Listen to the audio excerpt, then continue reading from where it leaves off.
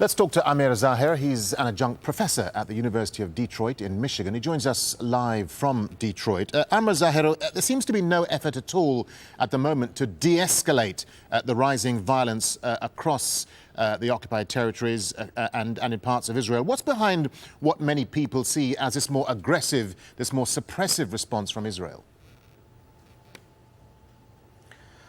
Well, it's par for the course for the Israelis. What they're doing is nothing different than what they've always been doing, suppressing Palestinian expression, resistance in all forms. And what's going on today in Israel, in the West Bank, in Gaza, is nothing new to us Palestinians. We see it all the time. It's just more in the pattern of Israel trying to get us to give up any of our rights to self-determination or any of our struggle for our national identity. And who are these young Palestinians who are on the streets of the West Bank, on the streets of Gaza? Are they creating, do you think, a new sense of political consciousness? And what's driving this, Amer?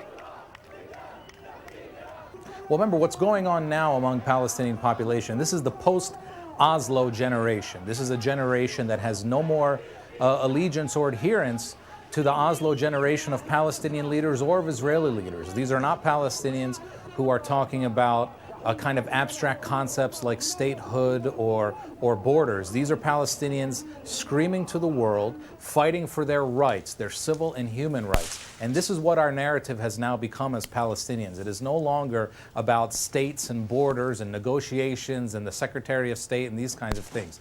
It is about civil and political rights, and this is what we're fighting for now from the Israeli government. And you are an Arab-American living, working in the United States. How is this being digested by an American public who seem no longer willing to simply just accept the US and the Israeli line?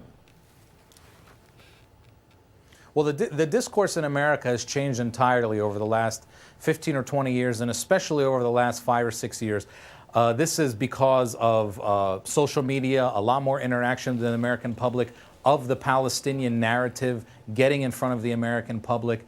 Student groups among universities across America have become much more active in getting the message out there that Palestinians are not, before 5 or 6 years ago, a lot of Americans thought there's a country called Palestine and a country called Israel, and they're fighting each other. Now people know much more clearly that this is an occupation, it's a military occupation and theft of our land, and Palestinians have now made their message much clearer to the world, and the American public is getting it, that we are fighting for our rights, civil and political rights, and this is what we need in order for there to be any kind of justice.